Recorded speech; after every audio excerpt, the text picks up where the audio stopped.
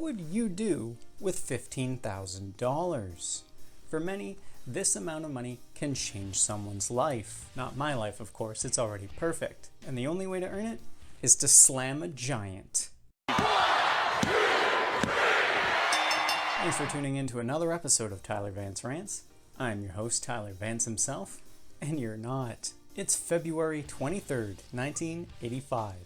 Last week, everyone in the World Wrestling Federation was preparing for the war to settle the score. Nikita Koloff and Krusher Kruschev got a semblance of vengeance for what both the shame of the USA Don Kernodle and crying Ricky Steamboat did to the Russian Nightmare's uncle, Ivan Koloff. While Jesse the Body Ventura returned to in-ring action with the WWF and called out color commentator, the living legend, Bruno Sammartino. We'll be tuning into the NWA's Worldwide Wrestling Show first this week, where both crotchety David Crockett and Tony Schiavone provide commentary for the first match. Steve Casey goes one-on-one with Doug Vines. Casey starts the match off by avoiding a kick from Vines and then does a cartwheel in celebration before outright slapping his opponent. I thought the English were supposed to have class. Doug Vines attempts to respond with an elbow, but Steve Casey instead lifts him up for what appears to be an attempt at an airplane spin. But Casey seems to forget where he is and what he's doing as he simply lets go of his opponent in the corner. What the hell? Moments later, the Brit finally clues in and puts Vines up for an airplane spin proper to get the win. Backstage, crotchety David Crockett is standing by with the NWA United States Heavyweight Champion, Chief Wahoo McDaniel, and Crockett subsequently goes on to make an absolute goof of himself. Well, you do so many things, Mr. McDaniel, to be so great. You try to steal the World Heavyweight Championship, the belt, right? Hey Dave, the word of the day is nepotism, because without it, you wouldn't have a job. So what if Chief McDaniel has the NWA World Heavyweight Championship in his possession? He's the champion in everything but name. And you know what? The Chief has got nothing but flack since last summer, no matter what he does, whereas people like the Nature Boy Ric Flair and Magnum TA do the exact same things, but instead they get a pat on the back. But don't worry, both Flair and Magnum will rue the day they heard the name Chief Wahoo McDaniel before it's all said and done. We're back to singles action as a newcomer to the Mid-Atlantic Championship Wrestling area. Hollywood Johnny Tatum takes on Sam Houston. Tatum struts after almost every single move that he does. And all I have to say is, when you're that good, you better flaunt what you got. Houston responds with 2 shoulder blocks and a hip toss, leading to Hollywood heading outside of the ring, where a chance encounter takes place. During the opening moments of the match, Paul Jones made his way ringside to scout out talent like he normally does, and it just so happened that Jones was present when Tatum slid outside of the ring, so the manager offered Hollywood some free advice. Clearly, Tatum took this info to heart, because when he went back inside the squared circle, he is able to finish off Sam Houston with a suplex and a gut-wrench suplex combination. Paul Jones remains at ringside for the next match, where his client, the Barbarian, takes on Mark Fleming. James J. Dillon then makes his way ringside and has a quick word with Paul Jones. Their conversation, however, is cut short as the Barbarian makes quick work of Mark Fleming with a boot to the face. What did Dillon and Jones discuss, I hear you ask? Minding your own business, that's what. Backstage again, this time crotchety David Crockett has the American Dream Dusty Rhodes standing by for an interview, and Rhodes revealed that recently he had a match against the NWA television champion Tully Blanchard for the championship, but the American Dream suffered an ear injury. The tub of goo then goes on to falsely blame the innocent baby doll, stating that she slid some kind of spike to Blanchard, which maximized the damage done to Rhodes' ear. You're just looking for excuses at this point to hit this poor innocent woman, aren't you? Baby doll, I went on record and said I would never touch you. And I'm gonna put Baby Doll over my knee and paddle her big behind, baby. And there it is. You're a despicable man. The next interview is pre-taped, having taken place immediately following that aforementioned match between Dusty Rhodes and Tully Blanchard.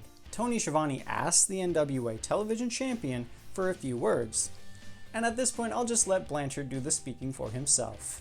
Dusty Rhodes, you touched her. She is mine to touch, not yours. Don't ever touch her again, or the whole ear might come right off. Good news, everyone. The shame of the USA, Don Kernodle, and crying Ricky Steamboat must have made Jim Crockett Jr. mad when they failed to intentionally injure the Russian bear Ivan Koloff. And once again, it just proves that the Russians are more superior to the Americans no matter what they do. How do I know this? Well, take a look for yourself as Ivan Koloff teams with Krusher Kruschev to face off against Lee Ramsey and Joel Deaton. I really don't like Krusher Krushev. Matter of fact, I think I just like him more than I do the other two. David Crockett is incredibly stupid. Not only does no one care what he thinks, but his main grievance with Krusher Kruschev lies in the fact that Khrushchev himself was born an American and simply decided that he'd had enough with corrupt American politics and defected to the Iron Curtain. What's the matter, Davey? Are you gonna cry? Clearly, Krusher Khrushchev's decision to defect to the Soviet Union was a smart one, considering he is now a third of the NWA World Six-Man Tag Team Champions, alongside both Ivan and Nikita Koloff. What have you done lately, Crockett, other than cry yourself to sleep alone every night? Despite a kick or a punch here and there, Lee Ramsey and Joel Deaton just simply aren't on the skill level of their Russian opponents, as both Ivan Koloff and Krusher Khrushchev put an end to the match as they employ the same maneuver that both Don Kernodle and Ricky Steamboat attempted to use and break the Russian bear's neck 2 weeks ago. Pure poetry. Speak of the devil, and he shall appear. Except this time, it's the triumvirate of evil as crotchety David Crockett speaks to both the shame of the USA, Don Kernodle, and Magnum TA. You make heard the shot heard round the world, cause my great partner, Sergeant Slaughter, is coming back. Are you kidding me? And if that's not enough, Magnum TA swears his allegiance to both the Marine and Kernodle, vowing that the three of them will finally put an end to the Russians. Man, you guys really are dumb. Not only did he defend his NWA Television Championship successfully against the American Dream Dusty Rhodes, Tully Blanchard is back defending his championship again tonight, this time against Don Kernodle's loser brother, Keith Larson, along with the American Dream Dusty Rhodes joining guest commentary to spew as much vile propaganda as he can possibly spit out. Blanchard demonstrates just how much of a fighting champion he truly is, as he throws Larson outside of the ring early on and then proceeds to slam Keith's head into the ring apron. Somebody needs to teach her how to be a lady, Dusty. It's very interesting you say that, David Crockett.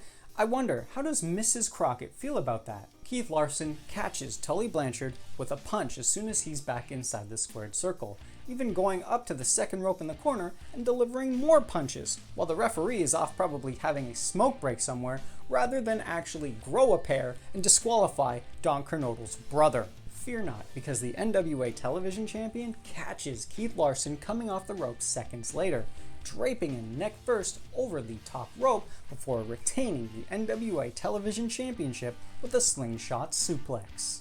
Do you remember how the American Dream Dusty Rhodes is currently half of the NWA World Tag Team Champions? Well, neither does his partner, the raging loser Manny Fernandez, as he teams up with Avalanche Buzz Tyler to take on James J. Dillon's men, Dory Funk Jr. and Black Bart. The last time Fernandez and Bart faced off against each other was last November at Starrcade 84. The duo competed for the NWA Brass Knuckles Championship, which saw the raging loser come out on top. Manny Fernandez starts the match off like a house on fire, delivering dropkick after dropkick to his opponents. Tyler gets the tag and does the exact same thing to his opposition.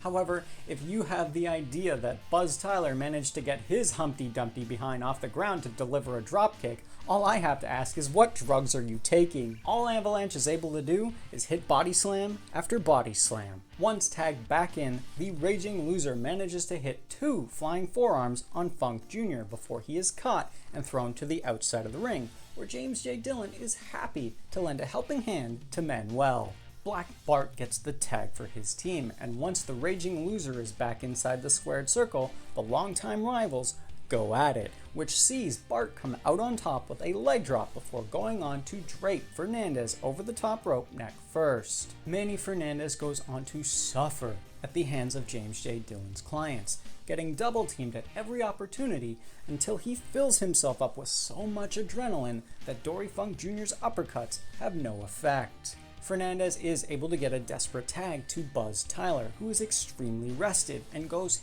ham on his opponents once in the ring, but misses a splash in the corner like an idiot before Dory Funk Jr. applies his spinning toe hold. Tyler is able to escape from the hold, but then continues his clumsy streak as he tumbles over the top rope and down onto the floor, which the crooked referee blames on Dillon just because Dillon so happened to be on the ring apron at the same time, and so disqualifies James J. Dillon's clients in the process. I don't see how any of this is James J. Dillon's fault. If anything, Buzz Tyler charged at him, and Dillon tried to move out of the way.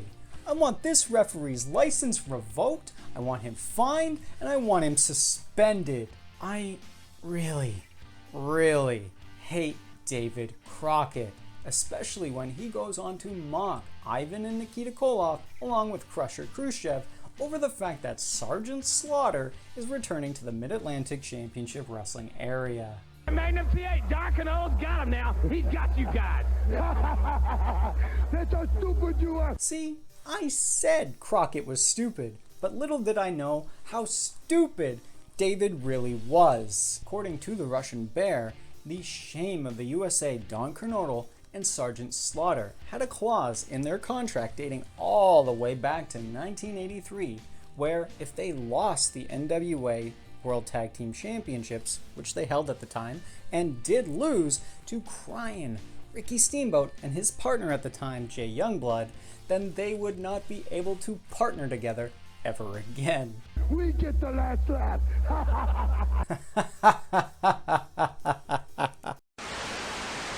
Both Vince McMahon and the living legend Bruno Sammartino greet us as WWF Championship Wrestling gets started, and we jump right into the action. Steve Lombardi and Johnny Rodz team up to face the WWF Tag Team Champions, the American Express of Barry Windham and Mike Rotundo, in a non-title match. You hear the Lou, the fans are saying. Where were the Lou chants all throughout 1984 when the captain at that point was spewing nothing but truth and facts about Cyndi Lauper, her loser boyfriend David Wolf, and the WWF champion Hulk Hogan? Oh yeah, they were wishing death upon him.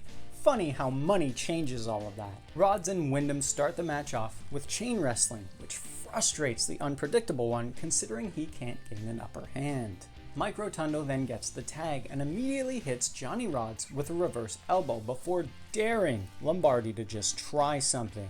So try something he does, as both Steve Lombardi and Johnny Rodz go on to double team Rotundo in the corner. Despite this, it's still not enough, as moments later Lombardi ends up in Rotundo's airplane spin for the 3. This week's WWF update focuses on the new WWF Women's Champion, Leilani Kai, as she defeated Wendi Richter at the War to settle the score.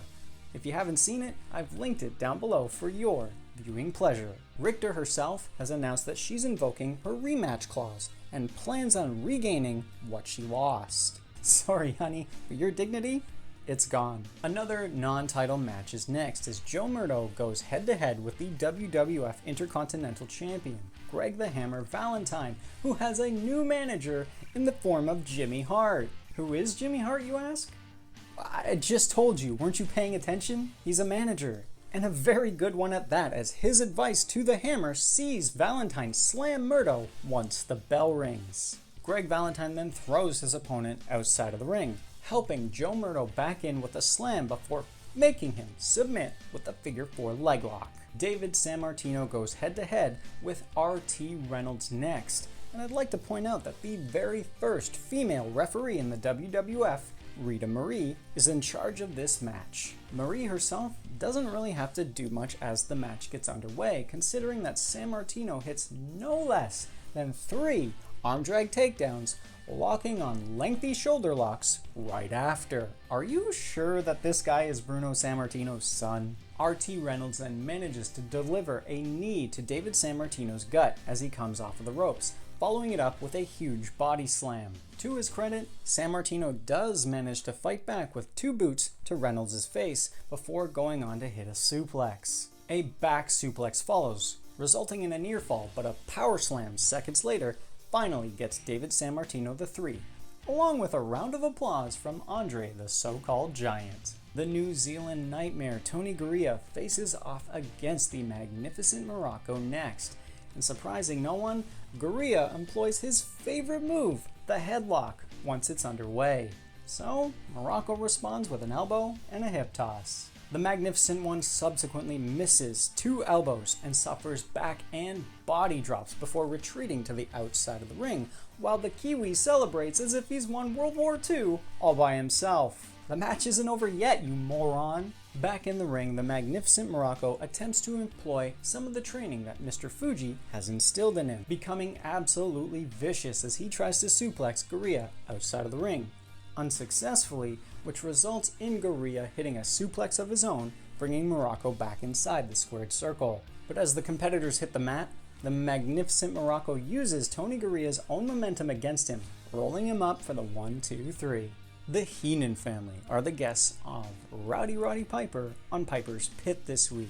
You've got the patriarch, Bobby the Brain Heenan, the true giant of the WWF in John Studd, and the world's strongest man, Ken Patera. There have been rumors going around, most likely started by the idiotic masses that call themselves wrestling fans, that since Heenan himself doesn't physically bring $15,000 with him to the ring when boasting about the Body Slam challenge with Big John Studd, that he must not have that much money at all. That's outrageous! Bobby Heenan doesn't bring $15,000 to the squared circle due simply to the fact that he knows some stupid animal in the crowd will try to jump him and take the money for himself. So I'm going to guarantee you people right now, he will bring $15,000 in cash every night to every arena. What do you do? There's a reason we don't bring $15,000 to the ring. We don't bring it all the time, Roddy. The main event of WWF Championship Wrestling and the week sees another member of the Heenan family, Mr. Wonderful Paul Orndorff, face off against Jim Young. Once again, Bobby the Brain Heenan has brought a stretcher with him to the ring, which stops the Paula chants but begins the Weasel ones. Now they're chanting Weasel. Instead of calling people names, perhaps the thousands of you in attendance should grow a single brain cell and call an ambulance for Jim, since he's about to die young. A delayed suplex establishes Orndorff as the man who's in complete control of the match before Young is thrown to the outside and slammed on bare concrete. Once back inside the squared circle, Orndorff hits Young with a back suplex, before hitting another suplex, this time in the corner. All it takes from there is a pile driver, and Mr. Wonderful is declared winner, while the Brain leaves the stretcher for Young to be carried out of the arena on. I'm a lifelong wrestling fan, and I don't understand how my fellow fans can agree with what crotchety David Crockett, the American Dream Dusty Rhodes, and Captain Loser Albano always say. Constantly, they lie to your faces. I mean, take Crockett for example. He's either constantly mocking the people he interviews or making fun of the people in the ring from the safety of the commentator's booth. Dusty Rhodes himself has stated that he's going to beat up a woman in the form of Baby Doll on international television, and then Captain Loser Albano decided that money was more important than morals. These people, they're not heroes. They're scum. Thanks for tuning in to another episode of Tyler Vance Rants. Don't forget to hit the bell, like the video, and subscribe so you never miss when a new episode is released. You can also follow me on social media where it is 1985 in pro wrestling all over again. That's all for now, so I'll see you next week. So long. Nikita Koloff and Krusher Krusschev got a semblance of revenge for what they did. Oh, who's they? And you know what? Ever since last summer, RT Reynolds then manages to liver. To liver? What? Before then suplexing again. And again.